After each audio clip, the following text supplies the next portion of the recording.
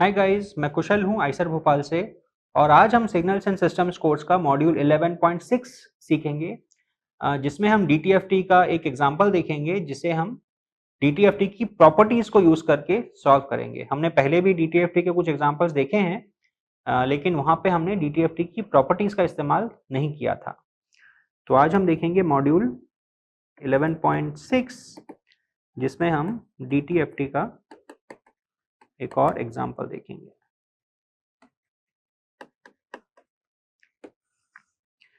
तो मान लीजिए आपके पास एक एलटीआई सिस्टम दिया हुआ है, जिसका कुछ इम्पल्स रिस्पॉन्स है, जिसमें इनपुट है x ऑफ n और जिसका आउटपुट है y ऑफ n।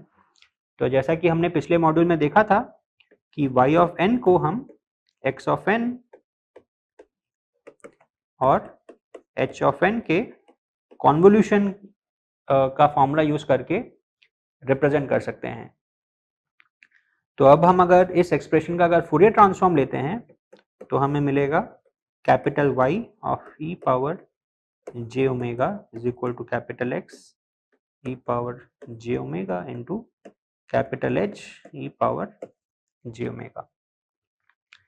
तो अगर हमारे पास कोई दो सिग्नल्स हैं, इनपुट सिग्नल और इम्पल्स रिस्पॉन्स, तो हम करस्पॉन्डिंग आउटपुट या तो इस कॉन्वोल्यूशन के फॉर्मूले को यूज करके निकाल सकते हैं, या फिर हम फ्रीक्वेंसी डोमेन में जो इनपुट है और इम्पल्स रिस्पॉन्स है, उन दोनों के फूरियर ट्रांसफॉर्म को मल्टीप्लाई करके हम इस कॉम्पोजिट फंक्शन का इनवर्स फूरियर ट्रांसफॉर्म निकाल सकते हैं, जिससे कि हमें जो आउटपुट है वो मिल जाएगा। तो आज हम एक एग्जांपल देखेंगे जिसमें हम ये जो सेकेंड प्रोसेस है उसको अडॉप्ट करेंगे और देखेंगे कि हम किस तरीके से उसको यूज करके हमारे प्रॉब्लम को सॉल्व कर सकते हैं। तो मान लीजिए कि आपका जो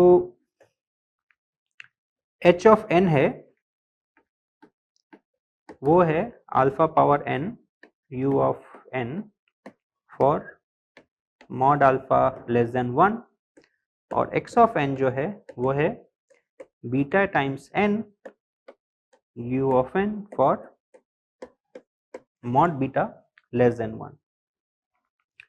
तो अब इसके जो इंडिविजुअल जो फूरियर ट्रांसफॉर्म्स हैं वो हम फूरियर ट्रांसफॉर्म का स्टैंडर्ड फॉर्मूला यूज करके निकाल सकते हैं, जो हम ऑलरेडी पहले एक मॉड्यूल में देख चुके हैं। तो यानी कि हम अगर वो स्टैंडर्ड एक्सप्रेशंस यूज करेंगे तो हम लिख सकते हैं that capital X of e power j omega is equal to 1 by 1 minus beta e power minus j omega and capital H of e power j omega is equal to 1 by 1 minus alpha e power minus j omega. तो अब capital Y क्या हो जाएगा, वो इन दोनों का product हो जाएगा। So capital Y of e power j omega is equal to capital X e power j omega into capital H e power j omega, which is equal to 1 divided by 1 minus beta e power minus j omega into 1 minus alpha e power minus j omega. तो जैसा कि हमने अब continuous time systems के लिए किया था, यहाँ पे भी इसको सॉल्व करने का प्रोसेस है to separate this term into partial fractions, यानी कि हमें इसे दो टर्म्स में सेपरेट करना पड़ेगा, जहाँ पे जो डिनोमिनेटर है वो ये इंडिविजुअल टर्म्स हो जाएं। तो मैं वो सारे स्टेप्स नहीं करूंगा, but I would suggest that you verify the result which I am writing. तो इसे हम अगर पार्शियल फ्रैक्शन में अगर हम सेपरेट करते हैं तो ये एक्सप्रेशन हमारा बन जाएगा 1 बाई अल्फा माइनस बीटा इंटू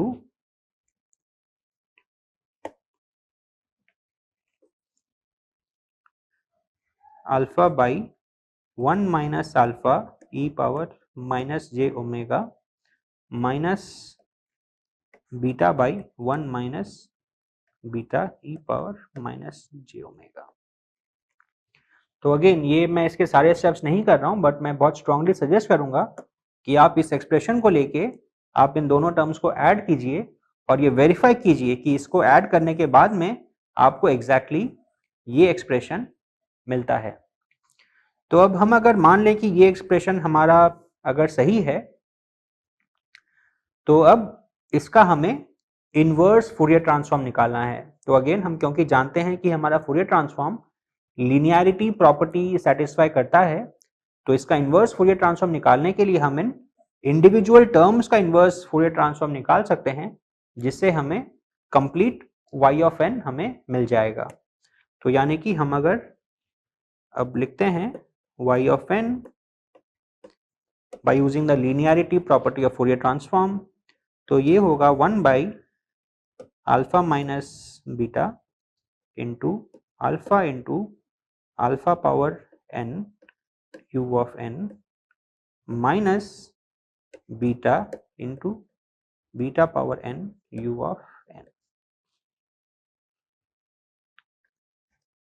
यानी कि यह है हमारा 1 बाई अल्फा minus beta into alpha power n plus 1 minus beta power n plus 1 whole into u of n। देखिए बिना कॉन्वोल्यूशन यूज किए कितनी आसानी से हमें हमारा आउटपुट मिल गया। यहाँ पे अब एक चीज आप ध्यान रखिए कि हमने जो ये पार्शियल फ्रैक्शंस में ब्रेक किया, ये तब वैलिड है जब हमारा अल्फा और बीटा अगर इक्वल नहीं है, अगर हमारे अल्फा और बीटा अगर अलग अलग हैं, क्योंकि अगर अल्फा और बीटा अगर सेम हो जाते हैं तो ये जो डिनोमिनेटर है ये 0 हो जाएगा और हमारा फंक्शन ब्लो अप कर जाएगा। यानी कि this is true if alpha is not equal to beta. तो अब देखते हैं कि अगर हमारा अल्फा और बीटा अगर इक्वल हो जाता है तो हम इस प्रॉब्लम को कैसे सॉल्व कर सकते हैं। तो अगेन ये जो एक्सप्रेशन है यहां तक कोई दिक्कत नहीं है, यहाँ पे अल्फा और बीटा सेम हो डिफरेंट हो कोई फर्क नहीं पड़ता। तो यहाँ पे अगर अल्फा और बीटा अगर समान हो जाएंगे तो ये दो टर्म्स जो हैं वो इक्वल हो जाएंगे, तो और हम इस टर्म को इस सिंगल टर्म के होल स्क्वायर के माध्यम से रिप्रेजेंट कर सकते हैं। यानी कि if alpha is equal to beta तो हमारे पास आएगा capital Y e power j omega is equal to 1 by 1 minus alpha e power minus j omega का होल स्क्वायर। अगेन ये हमारे पास कहाँ से आया, क्योंकि हमारा अल्फा और बीटा अगर समान है तो ये टर्म और ये टर्म एग्जैक्टली इक्वल हैं, तो इनका जो प्रोडक्ट होगा वो सिंपली हो जाएगा इस टर्म का होल स्क्वायर। अब यहाँ पे क्योंकि ये हमारा एक सिंगल टर्म का होल स्क्वायर है तो यहाँ पे पार्शियल फ्रैक्शन अप्रोच काम नहीं करेगा। यहाँ पे हमें एक दूसरी तरीके से सोचना पड़ेगा। तो यहाँ पे हम फूरियर ट्रांसफॉर्म के डिफरेंशिएशन प्रॉपर्टी को यूज कर सकते हैं, differentiation in the frequency domain. तो क्योंकि हम जानते हैं कि जो हमारा अगर फंक्शन दिया हुआ है सपोज 1 बाई ओमेगा और उसको हम अगर ओमेगा से डिफरेंशिएट करते हैं तो हमारे पास बन जाता है -1 बाई ओमेगा स्क्वायर। तो यहाँ पे ये जो हमारा ब्रैकेट के अंदर में जो टर्म है इसे हम अगर डिफरेंशिएट करेंगे तो हमें ये स्क्वायर टर्म मिल जाएगा। तो देखते हैं क्या होता है। अगर हम डिफरेंशिएट करते हैं d by D omega of 1 by 1 minus alpha e power minus j omega, हमें इसका डिफरेंशिएशन करना है। तो इसका डिफरेंशिएशन क्या होगा, पहले हम इसे लिखेंगे d by D omega into 1 minus alpha e power minus j omega to the power of -1। फिर इसका डिफरेंशिएशन क्या होगा, minus of 1 minus alpha into e power minus j omega to the power -1 which is -2 multiplied by differentiation of this function। तो अब इस function में जो 1 है वो तो कांस्टेंट है, तो अब हम सिर्फ इस फंक्शन का डिफरेंशिएशन लेंगे विद रेस्पेक्ट टू ओमेगा। तो वो हो जाएगा minus alpha into minus j into e power minus j omega. यानी कि ये फंक्शन है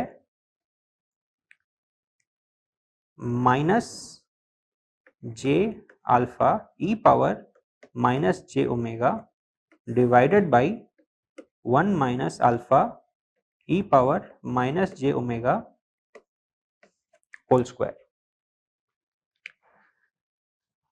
तो यानी कि ये जो हमारा ओरिजिनल फंक्शन था इसे हम लिख सकते हैं that this is equal to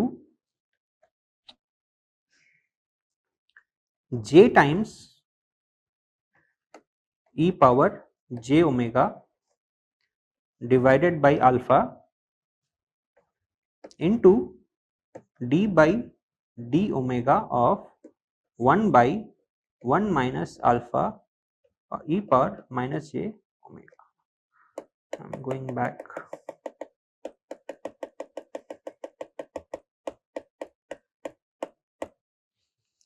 तो ये जो हमारा जो फंक्शन है इसे हम लिख सकते हैं y of e power j omega is equal to j e power j omega divided by alpha into d by d omega into 1 by 1 minus alpha e power minus j omega। ये कहाँ से आया? यहाँ पे हमारे पास था ये इस टर्म का होल स्क्वायर जो कि यहाँ पे मौजूद है। तो अब हम सिर्फ ये जो न्यूमरेटर है इसे हम अगर लेफ्ट हैंड साइड पे ले जाएंगे तो हमें सिर्फ ये टर्म बचेगा which is exactly equal to this, और इन टर्म्स को हम अगर लेफ्ट हैंड साइड पे ले जाएंगे तो हमारे पास ये टर्म आ जाएगा। माइनस जे अगर डिनोमिनेटर में आता है which is equal to j in the denominator, e power minus j omega को हम अगर वहां लेके जाएंगे तो ये हो जाएगा ई पावर जे ओमेगा, और अल्फा को हम अगर लेफ्ट हैंड साइड पे लेके जाएंगे तो ये हो जाएगा 1 बाई अल्फा। अब यहाँ पे हम इसका इनवर्स फोरियर ट्रांसफॉर्म निकाल सकते हैं bye using the differentiation property of DTFT। तो जैसा कि हमने देखा था पहले मॉड्यूल में कि हम अगर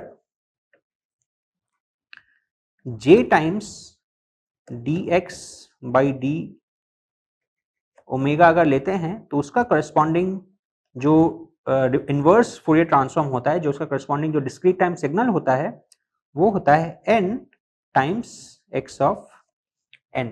ये हमने पहले एक मॉड्यूल में देखा था। तो यहाँ पे हमारा जो j है, j into derivative of this का जो करस्पॉन्डिंग डिस्क्रीट टाइम सिग्नल होगा वो होगा n multiplied by the inverse Fourier transform of this quantity जो कि है alpha power n u of n। अब ये जो e पावर j ओमेगा है ये भी एक फेजर टर्म है जो मल्टीप्लाई किया हुआ है। तो जैसा कि हम जानते हैं कि अगर हमारा फ्रीक्वेंसी डोमेन में अगर फेजर से मल्टीप्लिकेशन होता है तो टाइम डोमेन में जो हमारा सिग्नल है वो शिफ्ट हो जाता है। यानी कि अगर हमारे फ्रीक्वेंसी डोमेन में अगर है e power j omega times capital X, तो करस्पॉन्डिंग जो डिस्क्रीट टाइम सिग्नल है वो होगा x ऑफ n प्लस 1। तो इन दो प्रॉपर्टीज को कंबाइन करके हम ये लिख सकते हैं कि इस सिग्नल का जो इनवर्स फोरियर ट्रांसफॉर्म है वो होगा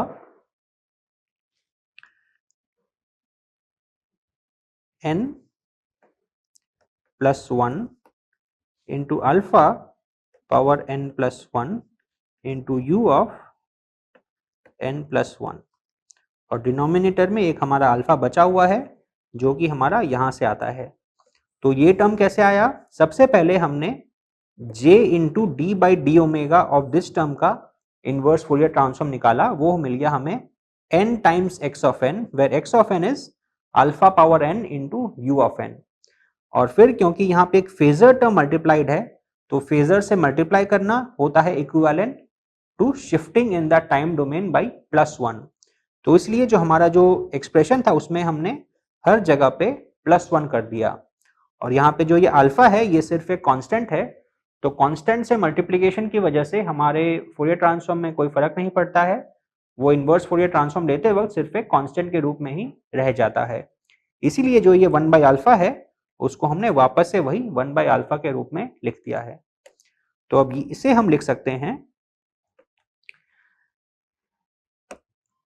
कि यहां पे हम अब alpha power n plus 1 by alpha बन जाएगा अल्फा पावर n, और जो u ऑफ n प्लस 1 है ये कैसा सिग्नल है, तो यूनिट स्टेप फंक्शन जो होता है u ऑफ n वो n इक्वल टू 0 से इंफिनिटी तक वो कांस्टेंट रहता है एट मैग्नीट्यूड 1, और 0 के पहले वो 0 रहता है।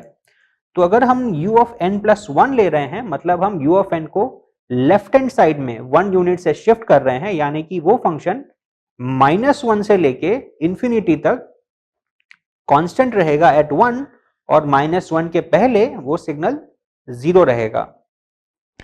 अब यहां पे देखिए, जब हमारा n जब -1 है तो -1 प्लस 1 बन जाता है 0, तो यानी कि ये जो प्रोडक्ट है वो हो जाएगा 0 at n equal to -1। So although u of n plus 1 -1 से शुरू हो रहा है, बट इस टर्म की वजह से ये जो फंक्शन है इसकी total value n equal to -1 पे 0 हो जाएगी। तो हम इसको u ऑफ n से भी रिप्लेस कर सकते हैं। तो ये फंक्शन फाइनली हमारा बन जाएगा n plus 1 alpha power n u of n। तो ये है हमारा आंसर ऑफ द क्वेश्चन कि हम अगर ये दो सिग्नल्स अगर हम लेते हैं h ऑफ n और x ऑफ n, तो उसे उसका जो कॉन्वोल्यूशन है उसका रिजल्ट हम फूरियर ट्रांसफॉर्म प्रॉपर्टी यूज करके इस तरीके से निकाल सकते हैं, और अगर अल्फा और बीटा अगर इक्वल हो जाएं तो फिर हम उसको डिफरेंशिएशन प्रॉपर्टी यूज करके सॉल्व कर सकते हैं, और इन दोनों प्रॉपर्टीज को यूज करके हमारे पास जो h ऑफ n और x ऑफ n का कॉन्वोल्यूशन है उसका फाइनल रिजल्ट ये आता है। तो ये था एक बेसिक इंट्रोडक्शन DTFT को, उसकी प्रॉपर्टीज को, और उसके कुछ एग्जांपल्स भी हमने देखे। तो मैं उम्मीद करता हूं कि आप इन प्रॉपर्टीज को और एग्जांपल्स को अच्छी तरह से स्टडी करेंगे और भी कुछ एग्जांपल्स प्रैक्टिस करेंगे, जिससे आपको ये कॉन्सेप्ट अच्छी तरह से क्लियर हो जाएगा। Thank you.